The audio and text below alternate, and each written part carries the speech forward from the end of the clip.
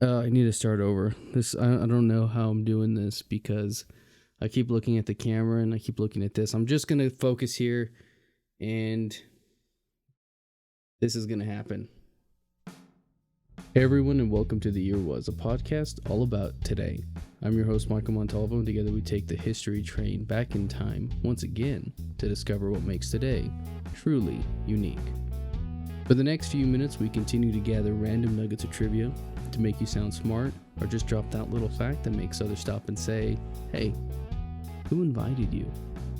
Like, seriously, why are you here? On this episode, we examine the events that occurred today, August 7th. Today's episode is on a topic that I did research for and I learned about. I actually knew very little about this except that a movie came out about it, but even then, at the time of writing this, I actually haven't seen that movie.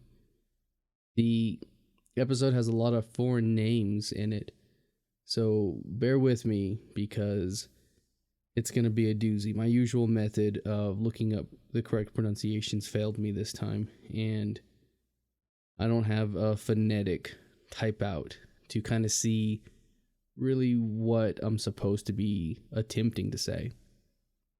But the year was 1947, and on this day, Thor Heyerdahl and his crew of the Kon-Tiki crashed into a reef of the Tuamotu Islands after 101 days of crossing the Pacific Ocean.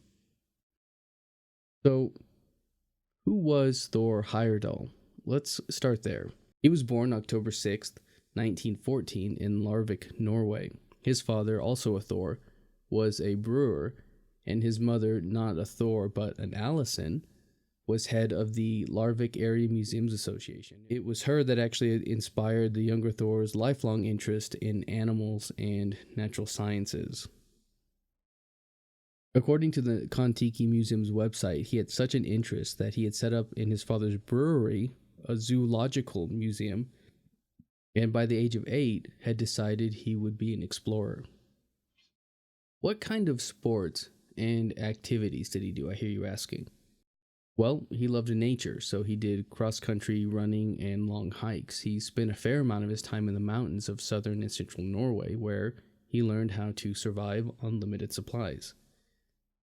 After secondary school, Heyerdahl began his studies at the University of Oslo in 1933, and it was there that he met Bjarne, and this is the first name I'm going to really butcher, Kropelian, who gave his Polynesian library to the university. It was Heyerdahl's access to these books and Kropelian's relationship to a Tahitian chief, Tiarairu.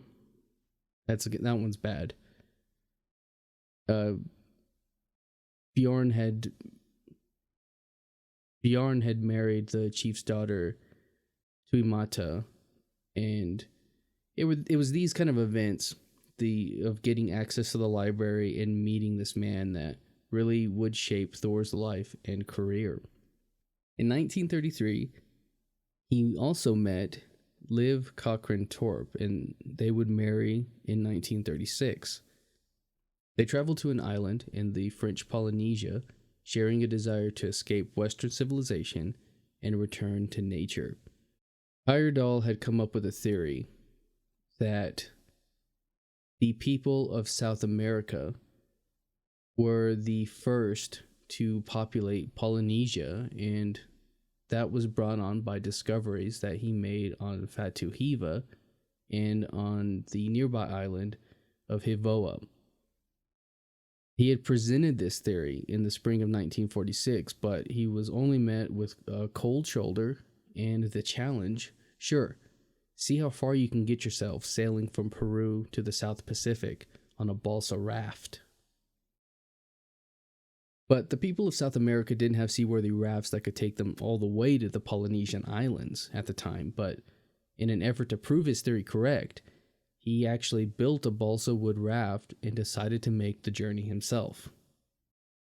And so on April 8th, 1947, Thor and 5 other men left Callao, Peru, aboard their raft, the Kon-Tiki.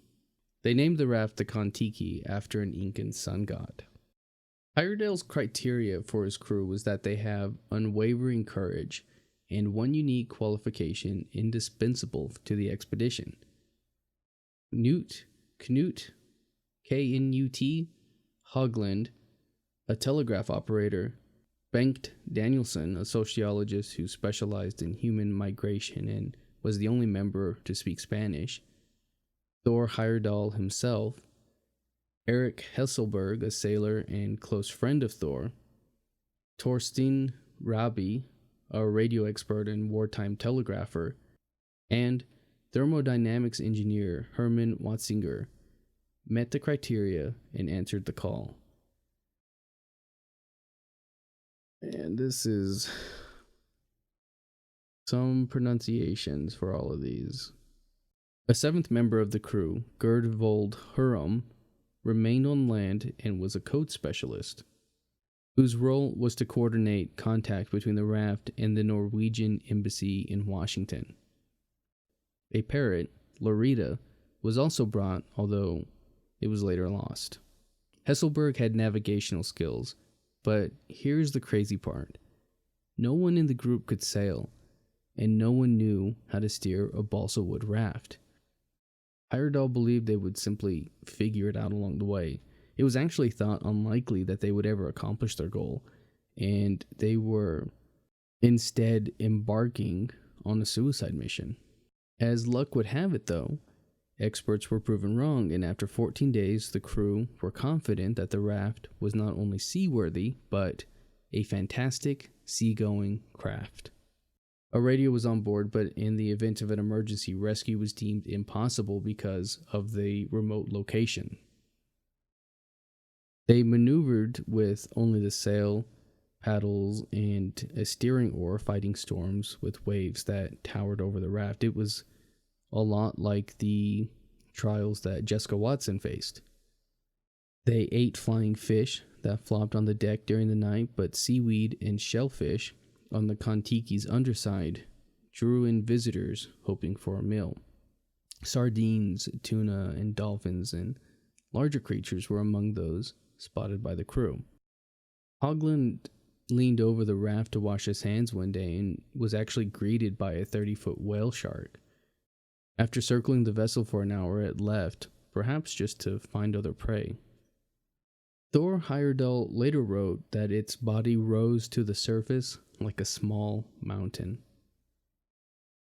At some point in the voyage, I couldn't pinpoint a precise date. Watzinger nearly drowned, but was saved by Hogland. I actually couldn't find much more than that mention of it, so I'm not sure of any of the specifics. If you do know, leave me a comment. On the 93rd day of the voyage, the crew spotted palm trees on the horizon. However, land was not easy to reach as the winds and currents kept them out at sea. As they reached dawn on the 7th of August, they spotted a reef to the starboard, and the raft made its approach. But the cresting waves and the jagged reefs sent tons of water splashing over the Kon-Tiki. The crew held on the best they could, and the mast actually snapped. And finally, the swells threw them into the... Give me a minute. Raoria Atoll. Raoria Atoll near Tahiti. I think that may have been the worst one. Everyone had arrived safely except for the parrot who had vanished at sea during a storm. In total, they covered 4,300 nautical miles in 101 days. Heyerdahl had proven that an ancient voyage from South America to Polynesia was possible, but he could not prove that it had happened. Later, he would write a book about the Kon-Tiki expedition and published it in 1948, and it's been translated into 70 languages and sold tens of millions of copies. The crew had a camera on board and filmed and released a documentary, The Kon-Tiki Expedition, and in 1952, it won the Academy Award for Documentary Feature and is screened at the Kon-Tiki Museum around the clock. Heyerdahl continued to conduct research expeditions to Easter Island, the Galapagos, and South America until his death in 2002. He also would conduct expeditions similar to that of Kon-Tiki to prove how ancient civilizations may have been interconnected. And if you ever find yourself visiting Oslo, Norway, you can actually see the Kon-Tiki raft on display at the Kon-Tiki Museum. And that's going to do it for us today. If you're watching this on YouTube, you can find an audio version on iTunes, Podbean, Spotify, and Google Play. Pretty much anywhere you get your podcasts. Links in the description. If you like the podcast and want to hear more, please give us a rate and a review. That helps me out and lets me know what direction to keep this going in. And hey, if you liked it, share it with a friend. They might like it too. You can find me on social media and at YouTube at the Apple Cider Club. And as always, I want to thank the Tim Kreitz Band for our musical theme and to thank you for listening. We'll see you next time.